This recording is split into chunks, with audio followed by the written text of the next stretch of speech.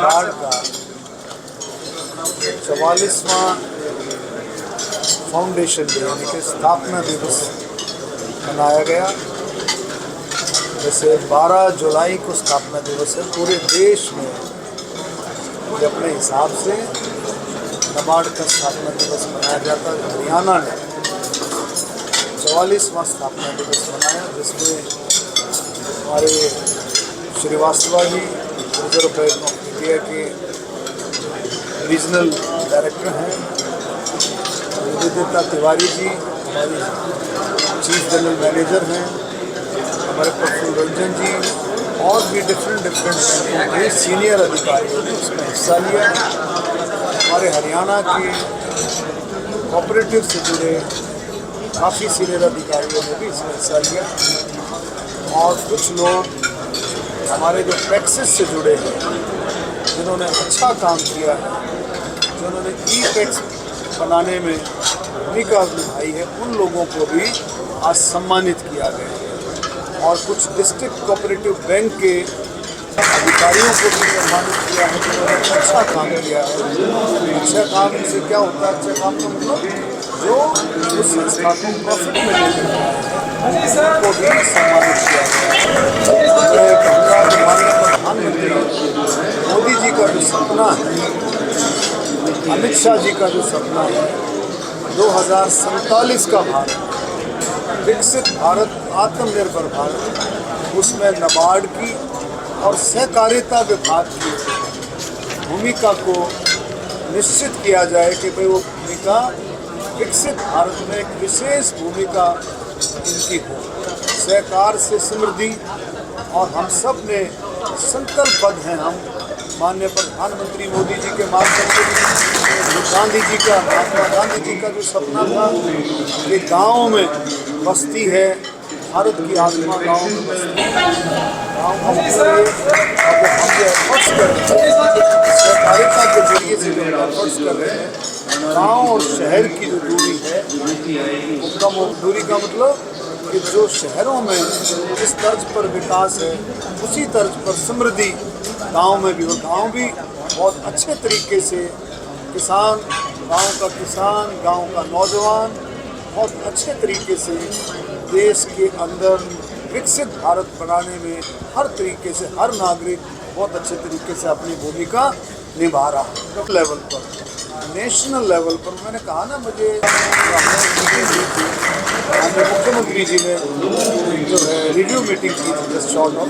इसमें कुछ ऐसा निकल कर के आया था, लेकिन हमने ये बातचीत पता की कि नेशनल लेवल पर लेकिन नबार्ड जितना भी काम करता है वो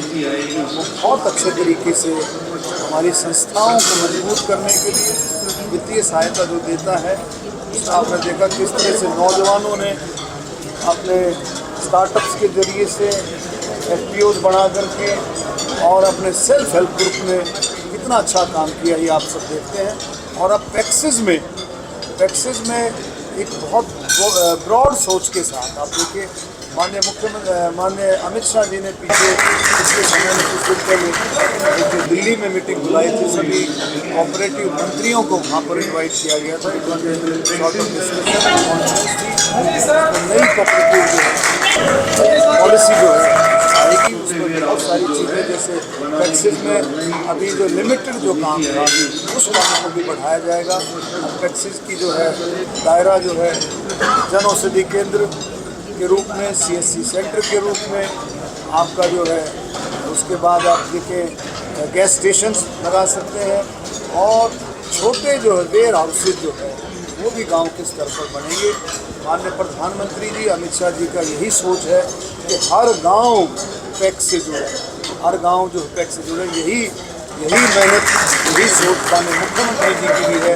अभी आप देखें, अभी इसी बजट में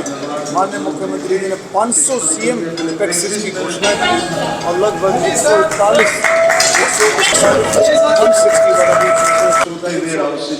जो है CM पैक्सेस जो है अभी एग्जिस्ट कर रहे हैं। सर, आपने ऋण की भी बात की, किसानों के ऋण की भी बात की कि उनका माइंड सेट करना पड़ेगा कि उनको और ऋण मैं ये नहीं कह रहा, मैं क्या कह रहा हूँ कि जो दूसरे स्टेटों में जैसे गुजरात है, आपका महाराष्ट्र और डिफरेंट स्टेट्स में किसान ऋण लेता है और ऋण की अदायगी समय पर करके उसको और ऋण ले लेता है। हमारा किसान भी देता है, हरियाणा का किसान भी कहीं पीछे नहीं है, लेकिन हम और ज़्यादा उनको ये बताएं, अगर आपने 100 रुपये दिया है, 20 रुपया 30 रुपया अगर आप वापसी करते हैं और 200 रुपये ले लें, 300 ले लें, ये प्रोफेशन जो है ज़्यादा अच्छे से बनी रहे, ऐसी हमारी सोच है। गाँव का जो हेल्थ ग्रुप है वो बहुत कम हो रहा है, उसकी तरह कमी आई है, उसको बढ़ाने के लिए क्या प्रचार प्रसार किया जा रहा है कि ग्रामीण इलाकों में महिलाओं का सेल्फ हेल्प ग्रुप तो रात बढ़ रहे हैं, आपको किसने कहा कम हो रहा है? सेल्फ हेल्प ग्रुप बढ़ भी रहे, बहुत अच्छा काम कर रहे हैं। उनमें किसी भी तरह की फाइनेंशियल प्रॉब्लम, किसी भी तरह की नहीं आती। हमारे जो डिस्ट्रिक्ट बैंक जो हैं वो बहुत अच्छे तरीके से सेल्फ हेल्प ग्रुप्स को, जो भी महिलाएं ग्रुप बना करके आती हैं, उनको समय समय पर लोन देने की प्रोसेस जो चलती है। सर पंजाब में बहुत अच्छी सब्सिडी भी उस तरह की है। लेकिन पंजाब विधानसभा में विशेष सत्र बुलाया पंजाब सरकार ने, उसमें कई ऐसे फैसले लिए थे जो संवैधानिक, जैसे CIS लगाई गई BJP पे, उसको कह कि हम पे नहीं करेंगे, इसकी जरूरत नहीं है, पंजाब को प्रोटेक्शन देगी। ऐसे ही SOL का जो मामला है सर, उसमें भी ये कहा जा रहा है कि जमीन डिनोटिफाई हो चुकी है, SOL का कोई मतलब नहीं है। पंजाब सरकार के इन फैसलों को जो विधानसभा में विधेयक के रूप में पारित किए जा रहे हैं, देखिए एक विधानसभा अपने आप में इंडिपेंडेंट है, वो अपना किसी भी समय स्तर बुला सकती है और अपने फैसले ले सकती है, लेकिन जो इंटर स्टेट जो फैसले हैं वो दूसरे स्टेट की सहमति से तभी बनते, या उसमें सेंटर इंटरफियर करे तो दूसरे स्टेट की सहमति हो, तभी हरियाणा का जो हक है SYL के ऊपर, SYL केनाल और पानी के ऊपर जो हक है, और इसी से माननीय मुख्यमंत्री राज्य मुख्यमंत्री भी और हमारे केंद्र के जल संसाधन मंत्री भी जो उसमें शामिल हुए थे, पटेल साहब, इसमें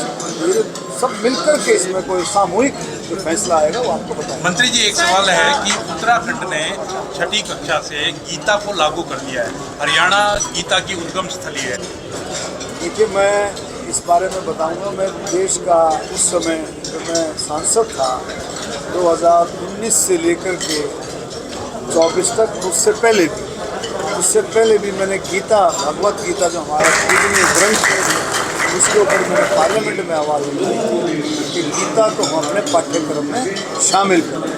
तो जो स्टेट का वो बहुत अच्छी बात है, पाठ्यक्रम में स्कूल में, कॉलेज और यूनिवर्सिटी में गीता को कहीं न कहीं किसी न किसी तरीके से हम शामिल करें। उत्तराखंड ने शामिल किया है, उत्तराखंड बधाई का पात्र है। हरियाणा में भी गीता का पूरा प्रचार है। आप देखें, गीता मुनि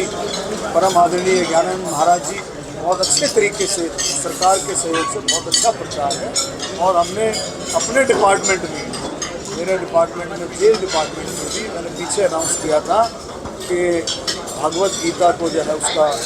उपदेश, उसका भगवत गीता का जो है संदेश जो है वो जेलों में भी दिया गया। आप ये कैबिनेट में भी उठाएंगे, क्योंकि संसद में उठाया था तो आप कैबिनेट में हैं कि हरियाणा में लागू किया जाए? उसमें उठाने की जरूरत इसलिए नहीं है कि हमारे मुख्यमंत्री हमारा पूरा बहुत सभी गीता प्रेमी हैं और भगवत गीता को बहुत अच्छे से समझते हैं, क्योंकि हरियाणा में तो उपदेश ही, गीता का जो उपदेश हरियाणा में हुआ, हरियाणा तो जन्मस्थली है एक किस्म से मैं कहता हूँ। तो ये पूरा सब के सब जो है पूरा इसमें लगे हैं और कोई ना कोई नतीजा आपको आएगा। गीता का जो है संदेश क्या है, गीता का जो मूल चीज़ है, मूल मंत्र है, वो रोज़मर्रा अगर आपने ध्यान से गीता पढ़ी है तो उसमें आप देखेंगे डेली यूजेस में गीता, रोजाना के दिनचर्या में गीता। सबसे बड़ा चीज़ हमारे जो कैदी भाइयों के लिए है वो प्यार प्रेम का है, आपस में मिलजुल कर मिलजुल करके